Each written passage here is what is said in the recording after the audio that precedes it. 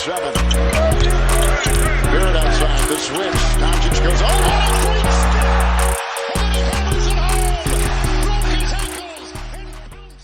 What's going on, guys? Welcome back to a brand new video. I hope you guys are doing well. As you guys know, Kemba Walker was bought out by the Oklahoma City Thunder, and we are potentially going to be signing him to a 2-year, $8 to $9 million contract per year, and apparently that second year will be a team option. Definitely a low-risk, high-reward type of move by the New York Knicks. We've been searching for that starting point guard, and it looks like we got it with Kemba Walker. I uploaded a video earlier, the breaking news and all that, but it was a crappy video, low quality. I really do apologize. I wasn't in a rush to go somewhere, but we're going to be breaking down the strengths, the weaknesses, where the Knicks really headed, and I really do appreciate the great amount of support. Let's get right into it, y'all. Getting into the first positive, he's a very respected individual. He's a great locker room guy. He's respected all around the league, not just because of his play on the court, but also off the court. He is a good human being. I don't know him personally, but that's everything that I've heard. Yes, you want talented, good basketball players, but you also want good people. I'm not saying Miles McBride will be the point guard of the future. I'm not saying Emmanuel Quickley will be the point guard of the future, but it's great to have a guy like Kemba Walker that's been in the league for a long time, or a good amount of years, 4-time All-Star, one of the best point guards in the game as well, or at least used to be. Emmanuel Quickley, for example, needs to work on his handle. Maybe Kemba Walker can give him some guidance, or really give him some advice when it comes to his handle, or some drills. And he's just a great lead by example guy. He's really good at communicating out there on the court. He has some experience, and I think that's great to bring to the New York Knicks, because you want to work with players, or you want to work with people in general that you can communicate with. And I think this is great to really help out the young guys, but just communicate in general out there on the court, because especially when you go through adversity, you want someone that you can communicate with. Now getting into his contract, which I think is obviously a positive, $8 to $9 million, 2 years, and that second year isn't even guaranteed, or it's a team option. So let's say he doesn't live up to expectations and he has a bad year, even though it's kind of hard not to live up to $8 to $9 million, because he is way better than $8 to $9 million. His talent is insane, but let's say he doesn't stay healthy and he doesn't play well. Well, we don't have to worry about moving on or trying to trade a bad contract, because it's hard to do that. It's hard to move on from a John Wall, because he's making so much money and he's going downhill in his career. He's not what he used to be in a Washington Wizards uniform, being that #1 overall pick. But no, we're getting a guy here of Kemba Walker. If he doesn't play well, we could just move on. We don't have to worry about really moving his deal and all that, because the Thunder bought him out, and the New York Knicks really thought about this deal in a very smart way of building a consistent winner, and knowing that Kemba Walker, he only has a certain amount of days left, or a certain amount of years left due to his injury. So I thought we were really smart with this contract, and this is a huge upgrade at point guard, getting Kemba Walker this cheap. He's better than Elfrid Payton, Dennis Smith Jr., Frank Ntilikina. A huge upgrade here for the New York Knicks, and I absolutely love the price.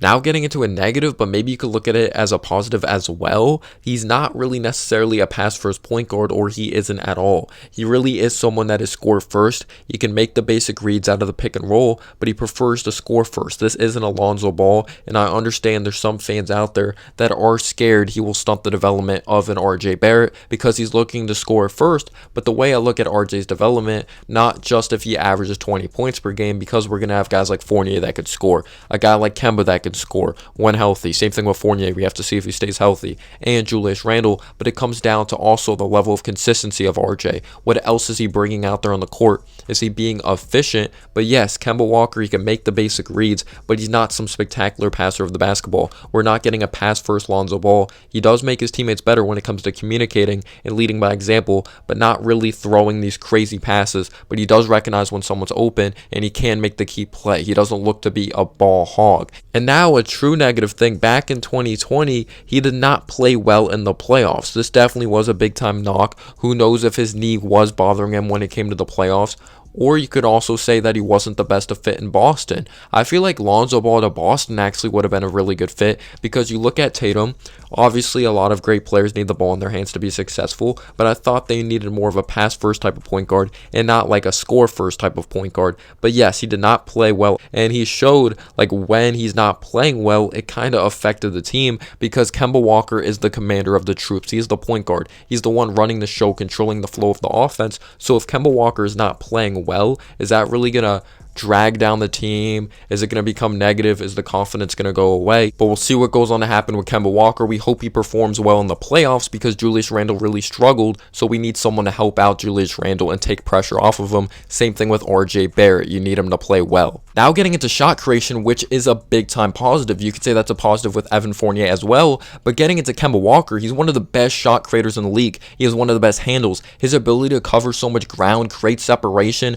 with his combo crosses, just a nice, clean, tight handle, nice step back in his arsenal. But it's not just shooting the ball. It's not just shooting it well from beyond the arc. It's not just shooting it from mid-range territory, breaking ankles, like making it look really fun. We saw what he's capable of at UConn, like in Charlotte, or even at Boston or in Boston. He can also go to the basket. He's extremely crafty. Yes, he's only 6 foot flat, kind of looks 5'11", not gonna lie when I watch Kemba Walker, but he's very crafty around the rim. He could do it all offensively, and it takes pressure off of Julius Randle. It takes pressure off of RJ Barrett. It gives Julius Randle help in the postseason, even though Kemba Walker did struggle this past postseason. I'm not going to worry about the fit right now with Julius Randle, RJ, Kemba. I understand Julius Randle's kind of ball dominant, but we'll only see if it works until we actually see it, if you know what I mean. But Kemba Walker is an ultra shot creator, one of the best shot creators in the league when healthy, when he's out there on the court, and we really needed that in the playoffs. We struggled big time. Next up, floor spacing. I think this is a tremendous thing for the New York Knicks as well. Elfrid Payton can't shoot the basketball. RJ Barrett can't really perform off the dribble, or at least at the beginning of the season.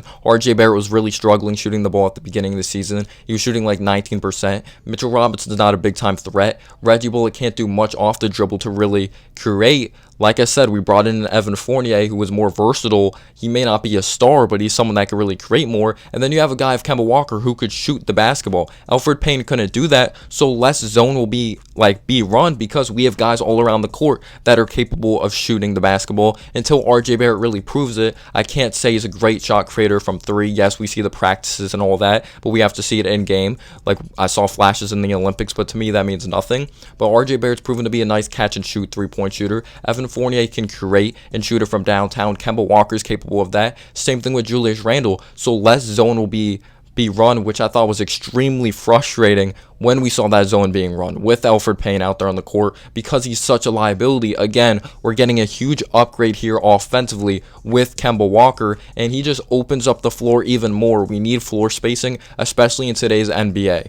And now getting into the elephant in the room that I don't really think is being talked about, Kemba Walker, I really like him, but he's not our long-term solution. Same thing with Derrick Rose. They're just not. So are the New York Knicks going to have a plan when Kemba Walker is gone? Derrick Rose isn't our starter long-term. Maybe he could be a starter for a year, but I don't see him being that guy long-term due to his age, due to injury, and all that. Because down the road, we need someone that fits the timeline kind of with a Julius Randle and an RJ Barrett. Are we trying to groom a Miles McBride? Are we trying to groom an Emmanuel quickly? Kemba Walker is going to teach them? That's something I'm really curious about. Are we looking to draft someone in a future draft, trade up? Do we see a prospect in mind? That's what I'm really thinking about. It's just at the top of my head. I don't think it's really being talked about enough, but do we have a future, or do we have a plan when it comes to future point guard position, when it comes to longevity, because we do not have that right now. Now getting into the sad reality, the knee injuries. You date back to the bubble, it was constantly bothering him. That might have been the reason that he was struggling in the playoffs. Maybe his knee did not feel great at all. But when you take a look at Kemba Walker's style of play, he's low to the ground, herky-jerky style of play, great crossover, his speed and quickness. Will that really affect him? Kemba Walker is not going to be able to play a lot of minutes when it comes to being a starter. You won't be able to get 40 minutes per game Tibbs types of minutes. He's going to have to split time with Derrick Rose. This isn't someone we can expect to play over 40 minutes per game. It was tough for him to play back-to-back games last year in a Celtics uniform, and that's just the sad reality. Can Kemba Walker stay healthy for the New York Knicks? Now getting into Kemba Walker's defense, I'm kind of on the fence because he's an okay defender. He's all right. He could pass as a solid one or maybe an okay one. Yes, he's undersized. He's 6 foot, but he fights through screens. He plays extremely hard, but he does have some trouble really reading the passing lanes or really executing getting a steal in the passing lane due to his size and not having the longest of a wingspan. But he plays extremely strong. He plays extremely physical, and I like that he could draw charges, and he may even get better under Tom Thibodeau. This is someone that's always playing his, you know what, off on defense or on both ends of the floor. Now that he's playing where he's from, maybe he plays even harder. He gets that intensity from the guard, and I just threw that in there for fun. But Tom Thibodeau just always finds a way to help out guys defensively. But I do think he's an okay defender. Like I said, fighting through screens, drawing charges at times, playing with his physicality, because he's not some weak link. He is pretty physical out there on the court. Let me know down below your thoughts on Kemba Walker. In my opinion, it was low risk, high reward. I hope he could stay healthy in a New York Knicks uniform. And as always, guys, have a humble day or night. Peace out, yo.